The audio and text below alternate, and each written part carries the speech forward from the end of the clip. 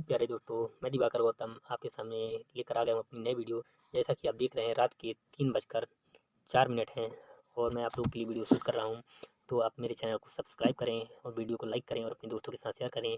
इस वीडियो में हम आपसे संविधान के बारे में चर्चा करेंगे। संविधान क्या है, संविधान का निर्माण कैसे हुआ, इत्यादि महत्वपूर्ण पहलू पर चर्चा करेंगे। चलिए बने रहिए आगे। तो हम संविधान के बारे में चर्चा स्टार्ट करते हैं। जैसा कि आपको पहले से पता था कि आज हम संविधान के बारे में बात करने वाले हैं, तो संविधान से रिलेटेड वीडियो है।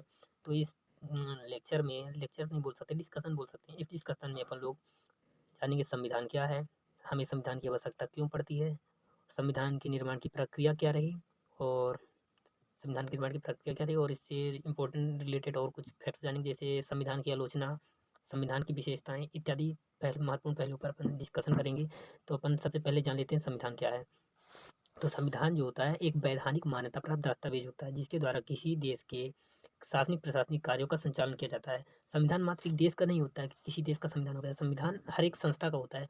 जैसे अपन बात करते हैं, कोई कंपनी का निर्माण हुआ तो कंपनी के कार्यों को संचालन करने के लिए भी उसके संविधान का निर्माण किया जाता है। परंतु देश के शासनिक प्रशासनिक कार्य के संचालन करने के लिए जो होता है उसे संविधान कह देते हैं, और कंपनी के कार्य को संचालन करने के लिए जिस प्रक्रिया जिसमें लिखी होती है उसको बोलते हैं MOU, बोलते हैं मेमोरेंडम ऑफ अंडरस्टैंडिंग। तो किसी कंपनी के निर्माण से पहले उसका MOU बनाना पड़ता है, तब वो कंपनी बन पाती है। इस प्रकार हमने जाना संविधान क्या है। अब हम जानेंगे संविधान की विशेषताएं। तो हम जानने जा रहे हैं भारतीय संविधान की विशेषताएं। भारतीय संविधान की अनेक विशेषताएं हैं जो इसी विश्व के अन्य संविधानों से अलग पहचान देती हैं। भारतीय संविधान का निर्माण संविधान सभा के सदस्यों ने 60 देशों के संविधान का अध्ययन करने के बाद किया था। भारतीय संविधान एक विशेष संविधान सभा द्वारा निर्मित लिखित संविधान है। इस दृष्टिकोण से भारतीय संविधान जो है अमेरिकी संविधान के समतुल्य है। मूल संविधान में 395 अनुच्छेद, 8 अनुसूचियाँ और 22 भाग थे। भारतीय संविधान की जटिलता के कारण ही लोगों ने इसे वकीलों का स्वर कहा है। भारतीय संविधान की कुछ अन्य विशेषताएं जानेंगे, जैसे भारतीय संविधान में बात की गई, भारत एक प्रभुता संपन्न राज्य है। भारत में लोकतंत्रात्मक सरकार है, संसदीय सरकार है, और संसदीय सरकार की जो प्रणाली ली गई है वो ब्रिटेन से ली गई है। भारतीय संविधान में मूल अधिकार दिए गए हैं। मूल अधिकार जो है भाग 3 में वर्णित हैं। लोकतांत्रिक शासन व्यवस्था में मूल अधिकार की घोषणा संविधान की एक मुख्य विशेषता होती है। इन अधिकारों को संविधान में शामिल करने की प्रेरणा हमें अमेरिकी संविधान से मिली। भारतीय संविधान में राज्य के नीति निर्देशक तत्व हैं जो भाग 4 में वर्णित हैं, और जिनका जो नीति निर्देशक तत्व हैं जिनका पालन करना राज्य का कर्तव्य है। निर्देशक तत्वों के माध्यम से देश में कल्याणकारी राज्य की स्थापना का प्रावधान किया गया है। इन नीति निर्देशक तत्वों की अवधारणा को आयरलैंड के संविधान से लिया गया है। भारतीय संविधान में एकीकृत एवं स्वतंत्र न्यायपालिका है।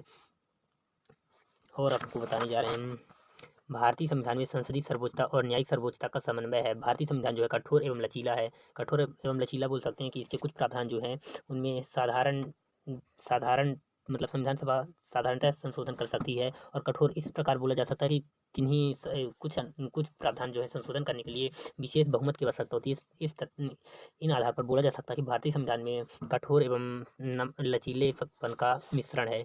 भारतीय संविधान में जो है एकल नागरिकता का प्रावधान है। भारतीय संविधान में वयस्क मताधिकार दिया गया है, और भारतीय संविधान जो है पंथ निरपेक्ष संविधान है।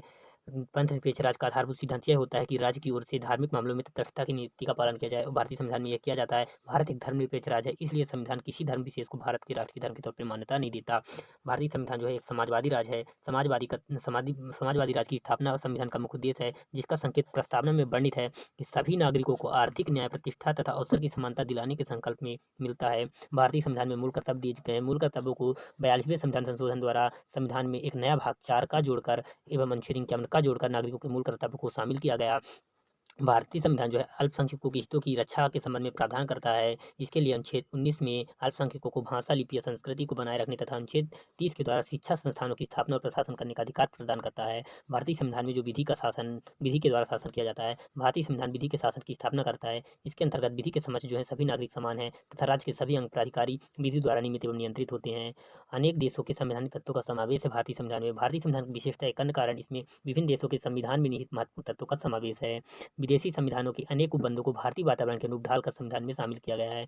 डॉक्टर भीमराव अम्बेडकर ने कहा है कि कोई भी संविधान कितना भी अच्छा क्यों न हो, यदि उसे क्रियान्वित करने वाले बुरे व्यक्ति हो तो संविधान बुरा हो जाता है। और भारतीय संविधान की एक और विशेषता है जो विश्व के किसी संविधान में नहीं है। भारतीय संविधान में जो है त्रिस्तरीय शासन प्रणाली है, केंद्र स्तर, राज्य स्तर, उसके बाद आ जाता है जो है क्या बोलते हैं, स्थानीय स्वशासन। स्थानीय स्वशासन के अंतर्गत जो होता है नगर पालिका, नगर निगम, ये शहरी स्तर पर होते हैं, और ग्रामीण स्तर पर जो हो जाते हैं ग्राम पंचायत हो जाती है, और नगर पालिका, नगर निगम और महानगरों में और बड़ी बड़ी संस्थाएं होती हैं, मतलब स्थानीय स्वशासन की व्यवस्था की गई। तो भारतीय संविधान की यह सबसे बड़ी विशेषता है। अब हम भारतीय संविधान की प्रकृति के बारे में चर्चा करेंगे। भारतीय संविधान की प्रकृति के संबंध में विद्वानों में मतभेद रहा है। कुछ लोग इसे संघात्मक मानते हैं, कुछ लोग एकात्मक मानते हैं। तो सुप्रीम कोर्ट ने भी बीच-बीच में फैसले दिए कि भारतीय संविधान संघात्मक है या एकात्मक है। फिर सुप्रीम कोर्ट ने कहा कि भारतीय संविधान जो है संघात्मक, एकात्मक का समन्वय रूप है। इस बारे में कुछ महत्वपूर्ण संविधानविदों के तथ्य आपके सामने मैं प्रस्तुत करूँगा। जैसे भारतीय संविधान की प्रकृति संघात्मक है या एकात्मक है, इसे लेकर विद्वानों में मतभेद है। कुछ विद्वानों ने इसे संघात्मक माना है क्योंकि भारतीय संविधान में केंद्र व राज्यों के मध्य शक्तियों का स्पष्ट विभाजन है और दोनों सरकारें अपने-अपने क्षेत्र में स्वतंत्र रूप से कार्य करती हैं। तो कुछ अन्य विद्वानों ने इसे एकात्मक स्वीकार किया क्योंकि अधिकांश शक्तियाँ केंद्र सरकार में निहित हैं और प्रांतों को केंद्र सरकार के अधीन रहना पड़ता है। इस प्रकार अपन 2 तथ्य देखे, तीसरा जो है सुप्रीम कोर्ट का देख लेते हैं। इस सार्वभौमवादी बनाम भारत संघ मामले में उच्चतम न्यायालय ने कहा यह मत दिया कि भारतीय संविधान एक परिसंघात्मक संविधान है। डॉक्टर भीमराव अम्बेडकर के शब्दों में, यद्यपि हमारे संविधान में ऐसे उपबंधों का समावेश है जो केंद्र की ऐसी शक्ति प्रदान कर देते हैं जिनमें प्रांतों की स्वतंत्रता समाप्त सी हो जाती है, फिर भी यह परिसंघात्मक संविधान है। प्रसिद्ध संविधानविद आइवर जेनिंग्स के अनुसार भारतीय संविधान एक ऐसा संघ है जिसमें केंद्रीकरण की सशक्त प्रवृत्ति है। प्रोफेसर केसी बिहार ने इसे अर्धसंघीय संविधान कहा है। इस प्रकार हमने जाना कि भारतीय संविधान की प्रकृति क्या है। अब हम भारतीय संविधान में जो है एकात्मकता के लक्षण विद्यमान हैं, उसे जानेंगे। भारतीय संविधान में एकात्मकता के लक्षण जैसे शक्तियों का बंटवारा जो है केंद्र के पक्ष में है। केंद्र राज्यों की सीमा, नाम तथा क्षेत्र में परिवर्तन कर सकता है। भारतीय संविधान में जो है एकल नागरिकता का प्रावधान है। राज्यपाल की नियुक्ति केंद्र द्वारा की जाती है। आपातकाल में पूर्णतः एकात्मक स्वरूप धारण कर लेता है। राज्यों में राष्ट्रपति का शासन, संविधान संशोधन करने का अधिकार केंद्र के पास, आर्थिक दृष्टि से राज्यों की दुर्बल स्थिति और अंतर्राष्ट्रीय संधियों के पालन हेतु विधायी शक्ति केंद्र के पास चली जाती हैं। महत्वपूर्ण विषयों का एकीकृत रूप, जम्मू कश्मीर को छोड़कर अन्य राज्यों का अपना कोई संविधान नहीं है और अब धारा 370 हटने के बाद 2019 से जम्मू कश्मीर का भी अपना संविधान नहीं है। इस प्रकार इन प्रावधानों के तहत देखा जा सकता है कि भारतीय संविधान में एकात्मक के लक्षण भी विद्यमान है।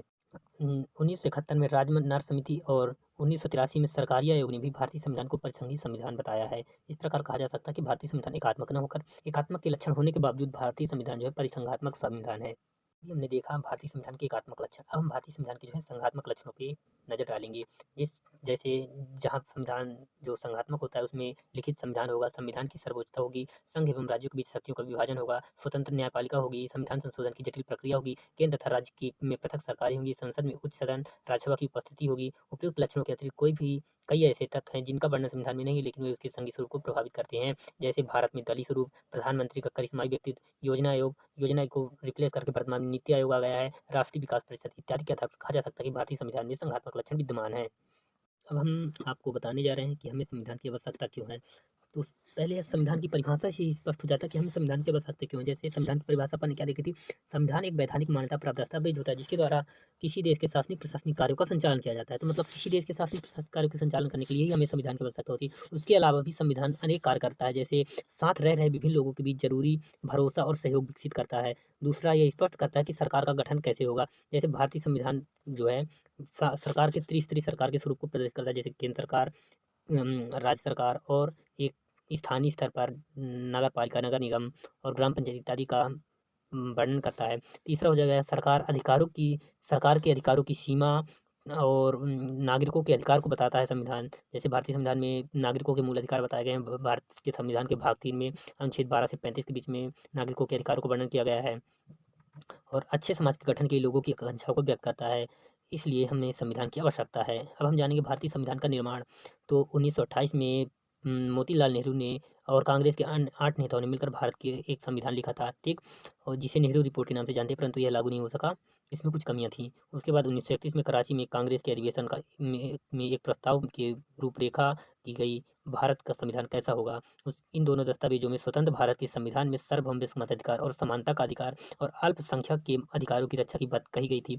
उसके बाद 1934 में एम.एन. रॉय ने जो है भारतीय संविधान सभा के गठन की मांग प्रस्तुत की और 1935 में कांग्रेस ने सैद्धांतिक तौर पर संविधान सभा की मांग प्रस्तुत की। 1938 में भी नेहरू जी ने यह बात उठाई कि स्वतंत्र भारत का संविधान कैसा होगा।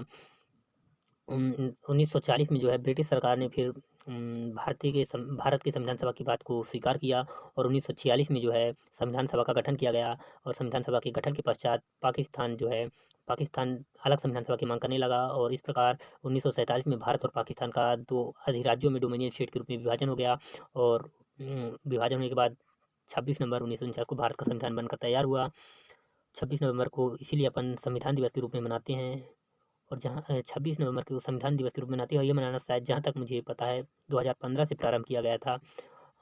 इस बारे में आप लोग एक बार क्रॉस एग्जामिनेशन कर लेंगे और फिर 26 जनवरी 1950 को अपना संविधान लागू हो गया और 26 जनवरी को अपन गणतंत्र दिवस के रूप में मनाते हैं। भारत के संविधान को बनने में 2 साल 11 माह 18 दिन का समय लगा और भारत के संविधान निर्मित करने के लिए भारत के संविधानविदों ने 60 देशों का संविधान जो है संविधान का अध्ययन किया था।